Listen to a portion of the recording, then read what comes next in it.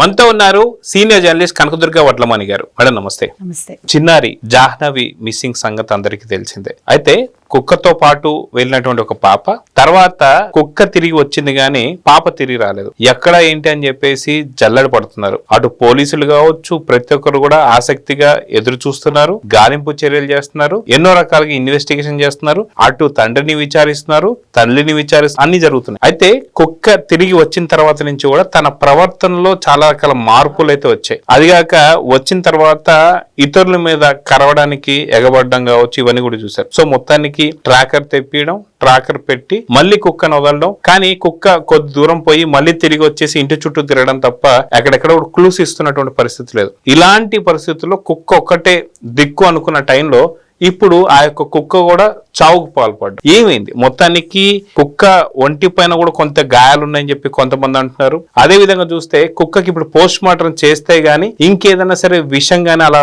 జరిగిందా ఏదైనా చెక్ చేస్తున్నారు. సో మొత్తానికి పాప వెతకడంలో కీలకంగా మారడం కుక్క కూడా ఇప్పుడు మరణించిందంటే ఎలా చూడాలి? అంటే మీరు చెప్పినట్టుగా యాక్చువల్గా జీపీఎస్ పెట్టమని పబ్లిక్గా చెప్పింది. ఇవాళ మొత్తం ఆంధ్రప్రదేశ్ అంటే 2 తెలుగు రాష్ట్రాల్లో కూడా జాహ్నవి బతికుండాలి, అమ్మాయి ఆరోగ్యంగా ఉండాలి అనే కోరుకుంటున్నాను. చిత్రంగా ఇవాళ మొత్తం కాన్సన్ట్రేషన్ అంతా పాప మీదే ఉంది. అందరు ఎవరో మనకు తెలియదు, ఏం జరిగిందో తెలియదు, అయినా కూడా అంటే మానవత్వం 1-2 చిన్న బేబీ కాబట్టి.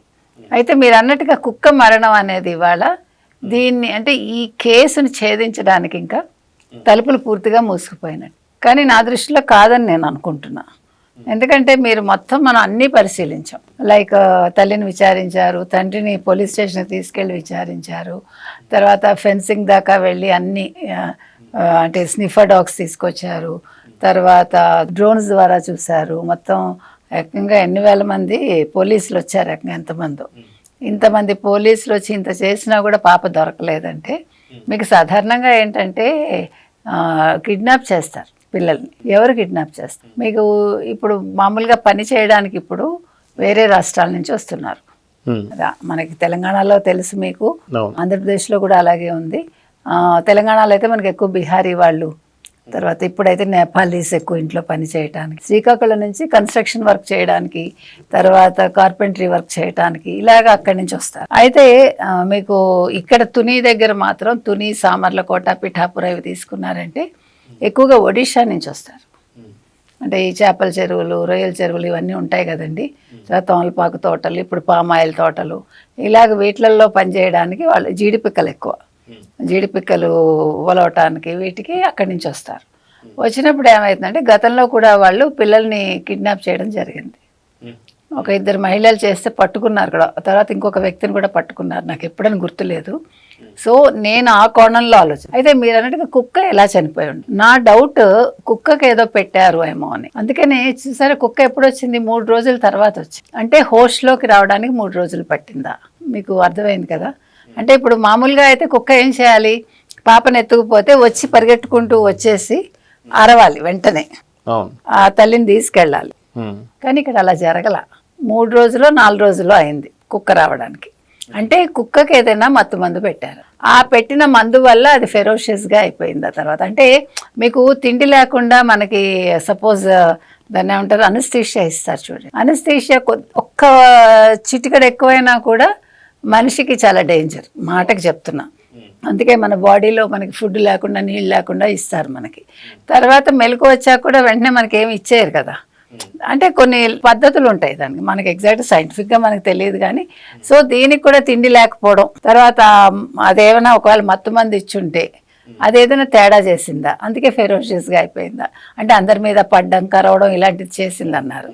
తర్వాత కుక్కను కొట్టి ఉండొచ్చు, కుక్క వినకపోతే కొట్టి తర్వాత ఈ మందు ఏదైనా పెట్టారా అంటే ఆ దెబ్బలు లోపల తగిలాయి అనుకోండి, పైకి మామూలుగా కనిపించవచ్చు, లోపల గట్టిగా తగిలి ఉంటే వాటికి నోరు ఉండదు కదా పాప. ఆ కుక్కని కొంతమంది యూపీ నుంచి వచ్చిన వాళ్ళు ఉన్నారట, వాళ్ళు ఏం చేశారు, కుక్కని పట్టుకుని దాన్ని తీసుకొచ్చి దాన్ని ప్యాంపర్ చేయడానికి ప్రయత్నిస్తున్నారు. సో అందులో దాన్ని లోపల ఒక ఇట్లా మనం చూసాం జాలి లాగా ఉంది, అందులో వేశారు. సో అది కూడా కుక్కకి ఇబ్బంది అయిందా. తర్వాత మళ్ళీ వదిలేరు ఆ కుక్కని, వదిలితే కూడా అది కొంచెం దూరం వెళ్ళి వెనక్కి వచ్చేసింది. సో సంథింగ్ రాంగ్ ఆ కుక్కకి, అంటే హెల్తీగా లేదు, హెల్త్ ఏదో అప్సెట్ అయింది. సో మరి వీళ్ళకి పెట్టింది తిందా లేదా ఇవేమీ మనకు తెలియదు. లోపల ఏదైనా ఇంటర్నల్ గా దెబ్బ తగిలి చనిపోయిందా, వాళ్ళు ఏదైనా మందు పెడితే అది కూడా వికటించిందా మనకు తెలియదు. మీరు అన్నట్టుగా పోస్ట్ మార్టం చేస్తే గానీ విషయాలు బయట. కానీ ఒకటి మాత్రం ఖచ్చితంగా మనకు అనిపించేది ఏంటంటే అందరికీ మనసుకి బలంగా పాప బతికే ఉంది, ఆ అమ్మాయికి ఎటువంటి హాము జరగలేదు. ఇది మాత్రం ప్రతి ఒక్కరికి సైకలాజికల్ గా అనిపిస్తుంది. చాలా ఛానల్స్ జ్యోతిష్యులను కూడా పిలిపించి మాట్లాడిచ్చారు. ఒక అతను అయితే 400 కిలోమీటర్ల దూరంలో ఉంది పాప, వస్తుంది అని చెప్పాడు ఒక ఆయన. సో ఒకవేళ ఒడిషా తీసుకుని వెళ్ళిపోయి ఉంటే బృందాలుగా వెళ్ళి పోలీసులు ముఖ్యంగా ఆ చుట్టుపక్కల ఎవరెవరు పనిచేస్తున్నారు, పని వాళ్ళు ఎక్కడి నుంచి వచ్చారు, ఆ వివరాలు కనుక సేకరిస్తే వాళ్ళు ఆచూకీ పట్టుకుని అక్కడికి వెళ్తే పాప దొరికే అవకాశం ఉండొచ్చు. అంటే ఎవరికైనా అమ్మేసి ఉంటారు బహుశా, అలా కూడా జరగచ్చు, మనకు తెలియదు. పిల్లలు లేని వాళ్ళు పెంచుకుంటే ఇట్స్ ఓకే. కాబట్టి అన్ని రకాల పాసిబిలిటీస్ ఉన్నాయి. కాబట్టి ఈ కోణంలో దర్యాప్తు చేస్తే పాప ఖచ్చితంగా దొరుకుతుంది. కాకపోతే కుక్క చనిపోవటం అనేది చాలా బాధాకరం నిజంగా. అంటే వాస్తవానికి ఇప్పుడు కుక్కకి సంబంధించి పోస్ట్ మార్టం ఏదైనా రిపోర్ట్ వస్తే ఆ రిపోర్ట్ ద్వారా పాపకి కూడా ఏమైనా జరిగిందా ఉండొచ్చా. ఇంకొక మాట మీరు అన్నట్టుగా ఒకవేళ నిజంగా పాపను ఎత్తుకుపోతుంటే పక్కనే పని వాళ్ళు ఉన్నారు కదా, మరి వాళ్ళకి తెలియకుండా ఉంటుందా? తెలియకుండా ఉంటుంది అంటే ఇప్పుడు కుక్కకి మందు పెట్టినట్టే పాపకు కూడా ఏమైనా మత్తు మంది ఇచ్చి ఉండొచ్చు. సో పాపకు మత్తు మంది ఇచ్చి ఒక సంచిలో వేసేసారు అనుకోండి, చిన్న పాప కదా, బరువు లేదు, అమ్మాయి చూడ్డానికి పెద్ద హైట్ లేదు, కాబట్టి సంచిలో వేసి తీసుకెళ్ళిపోయారు. అప్పుడు ఎవరికి అనుమానం రాదు కదా, ఏ పనసపండో ఏదో పట్టుకెళ్లారు అనుకుంటారు తోటల్లోంచి. అంటే అన్ని రకాల పాసిబిలిటీస్ ఉన్నాయి కాబట్టి, తోటలు కాబట్టి పళ్ళు ఎక్కువ ఉంటాయి కాబట్టి ఆ యాంగిల్లో కూడా ఆలోచించవచ్చు.